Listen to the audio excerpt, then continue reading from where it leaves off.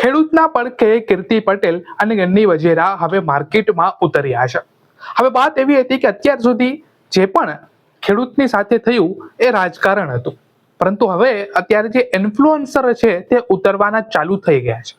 એટલે કે જે મુદ્દો હતો વીજપોલનો, એમાં જો હું અને તમે ખાલી 2 કે 3 લોકો વિડીયો બનાવી અને સોશિયલ મીડિયા ઉપર નાખે તો એનાથી કઈ બહુ મોટી ઇમ્પેક્ટ ના આવે. કદાચ જે પાર્ટીઓ પણ છે એ નાખે એના ઉપર વિડીયો, પરંતુ જ્યારે ઓન ગ્રાઉન્ડ ઉપર એકતા જાળવવાની હોય ત્યાં બંને પાર્ટીઓ મારું કરી અને જે કામ થતું હોય એ બગડી જાય છે. અને અત્યારે ઇન્ફ્લુએન્સર જે છે એ માર્કેટમાં ઉતર્યા છે. જેમ કે પાલમભાઈએ કીધું જ છે કે જો 5000 લોકો જ ઇન્ફ્લુએન્સર અથવા જો ખેડૂત છે એક સાથે એક જ દિવસે એક જ તારીખના વિડીયો નાખે તો પણ જ્યાં ખેડૂતની માંગણી છે જ્યાં વીજપોલની એ સ્વીકારવામાં આવી શકે છે. તમે સાહેબ સુધી અમારો મેસેજ તો પહોંચાડી શકો ને, અને આ સાહેબને તો પહોંચાડી શકો. અમે તમને અલ્ટિમેટમ દેવા આવ્યા છીએ 15 દિવસ સાહેબ, કારણ કે ગુજરાતના ખેડૂતો લડી થાક્યા અને ગાંધીનગર આંદોલન કર્યું, રાજકીય લોકો આવીને રોટલા શેકી ગયા, ખેડૂત ન્યાય એનો કાંઈ કોઈ પ્રકારનો ઉકેલ આવ્યો નથી. બરોબર, અમારા ગુજરાતના યુવાનો અને જનરેશનનું એવું માનવું છે કે આપણા કૃષિ મંત્રી જીતુભાઈ વાઘાણી છે પોતે ખેડૂત પુત્ર છે. હા, તો જીતુભાઈ વાઘાણી વધારે ખ્યાલ હોય કે ખેડૂત પુત્ર છે પોતે બી, બરાબર. અને હવે ખેડૂતો થાકી ગયા છે અને હવે તમામ જે ગુજરાતના યુવા પુત્ર છે હવે એ જાગશે અને લડશે 110%. જ્યાં સુધી ખેડૂતોને ન્યાય નહીં મળે ત્યાં સુધી હવે નીચે નથી બેસવાનું. અમે 15 દિવસની રાહ જોશું અને અમને પૂરેપૂરો જીતુભાઈ ઉપર ભરોસો છે અને વિશ્વાસ છે કે ન્યાય યોગ્ય મળશે 15 દિવસમાં. અને જો નહીં અપાવે તો પછી અમારે લખ્યું જ છે અંદર. આ સોલ્યુશન કૃષિ મંત્રી, ઉર્જા મંત્રી અને રેવન્યુ મંત્રી ત્રણેય અંડરમાં આવે છે. બરોબર, ત્રણેય મંત્રીઓ સારા એવા ભાઈબંધ છે. બરોબર, તો ખેડૂતોના હિતમાં એ સરકાર લક્ષી નિર્ણય કરી શકે એવી અમને પૂરી આશા છે.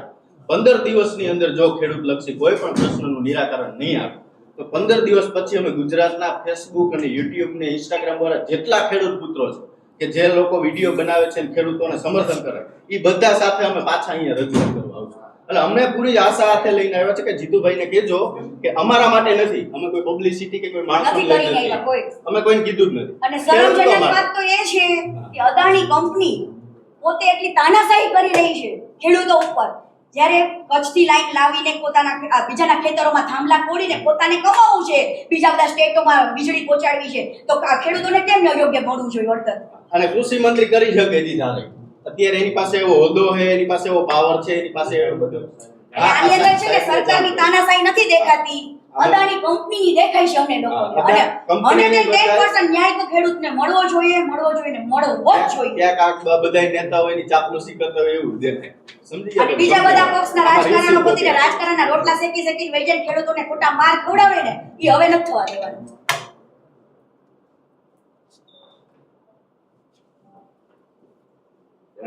એને ખેતી કરવી કે આંદોલન કરવા?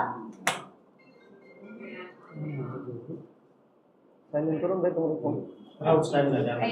અમારા બન્ની ગજેરા અને કીર્તિ પટેલ ગ્રુપ તરફથી સાહેબને અમને તો મળતા જ નથી, અમે તો બહુ ગોઈતા, પણ કદાચ તમને મળે આ તમે આપો એને અલ્ટિમેટમ તો તમે જાણ કરી દેજો કે જીતુભાઈ વાઘાણી આજે પ્રેસ કોન્ફરન્સ કરીને એવું બોલ્યા આપણે આ ગોંડલ ક્યાં હતું કે ભાઈ અમે ખેડૂતો ભેગા જ છીએ, અમે ખેડૂતોના પ્રશ્નોનું નિવારણ કરશું, સરકાર જલ્દી એનું સોલ્યુશન લાવશે. આવી બધી એને વાતચીત કરી ગુમરાહ ન થતા આગેવાનોમાં આમાં પણ જો એને સોલ્યુશન લાવવું હોય તો એ 10 મિનિટની અંદર પણ લાવી શકે કંપની વાળાને બેસાડીને આપે. તો 2 હાથ જોડીને નમ્ર વિનંતી કરી કે બધાને હેરાન કરો, ખેડૂતને હેરાન ન કરો. એક આટલું અમારું કામ કરી દો. તમારા ગુજરાતના એને કહેજો તમારા મંત્રીમંડળના બધાયના પાપ ધોવા હોય તો એકવાર ખેડૂતોનું કામ કરી દો.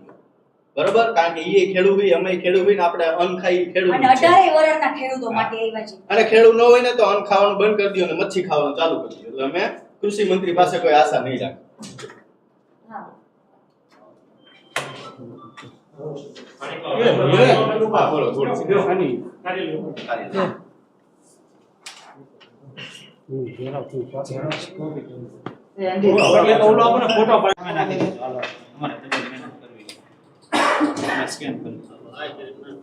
જય જવાન જય કિસાન. આજ રોજ અમે ભાવનગરની અંદર જીતુભાઈ વાઘાણીની કાર્યાલય આવ્યા છીએ કૃષિ મંત્રીના. ખેડૂતોને એકદમ યોગ્ય ન્યાય મળે ને એના માટે અલ્ટિમેટમ આપવા આવ્યા છીએ કે 15 દિવસની અંદર ખેડૂતોને યોગ્ય ન્યાય મળે અને યોગ્ય વળતર મળે એના માટે જે બીજા બધા રાજકારણ કરે છે, જે બીજા બધા પક્ષોના અને પોતાના રોટલા શેકીને જતા રહે છે અને ખેડૂતોને ખોટા આંદોલન કરીને માર ખવડાવે છે અને ખોટી રીતના ભેગા કરે છે. આજે ખેડૂતો લડીને થાક્યા છે. એના માટે હવે ગુજરાતના તમામ જે યુવા જનરેશન છે ને એ હવે જાગી ગઈ છે અને જ્યાં સુધી ખેડૂતોને ન્યાય નહીં મળે ને ત્યાં સુધી આપણે લડત લડવી છે. બેન, ઓચિંતા ખેડૂતો કેમ યાદ આવી ગયા કીર્તિ પટેલને? હમણાં તમે જોયું આંદોલન અડધેથી રોકી દીધું, પાછું વળ્યું, બરાબર. જોઈ તો વળતર ન્યાય ન મળ્યો અને મને તમામ જગ્યાએથી મેલ આવતા હતા કે કીર્તિબેન તમે આટલી બધી લડત લડો છો તો ખેડૂતો માટે કેમ નહીં? તો હું પણ ખેડૂતની પુત્રી છું, હું પણ એક ખેડૂતની દીકરી છું, તો કેમ ના લડી શકું? આટલી બધી લડાઈ લડું છું તો ખેડૂતોના માટે એક થઈ જાય. ઓચિંતા ભાવનગર આવવાનું કારણ શું? ગોંડલમાં તો આજે જીતુ વાઘાણી આજે ગોંડલ પહોંચ્યા હતા, ત્યાંથી પણ તેમણે નિવેદન આપ્યું. એ નિવેદન વિશે મને કંઈ ખ્યાલ નથી. હું તો ઓલરેડી નીકળી ગઈ છું, સુરત છેકથી આવી છું.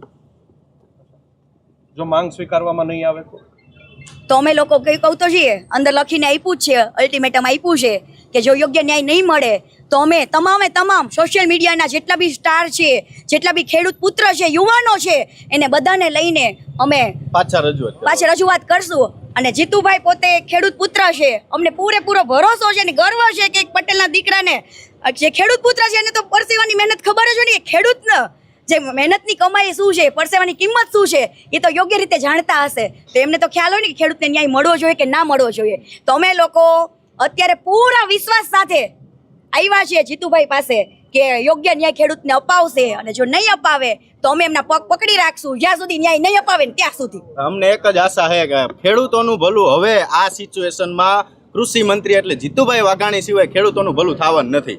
એટલે અમારી તો ઈચ્છા 15 દિવસ પછી કદાચ આમાં કોઈ રિસ્પોન્સ નહીં આવે તો ગુજરાતમાંથી તમામ યુવાનોને બધાને અહીંયા બોલાવીને અમે જીતુભાઈના પગ પકડીને આદરપૂર્વક અમે કહેશું જીતુભાઈ હવે હામું જોવો, ખેડૂતો હામું જોવો, અમારે હામું નથી જોવું.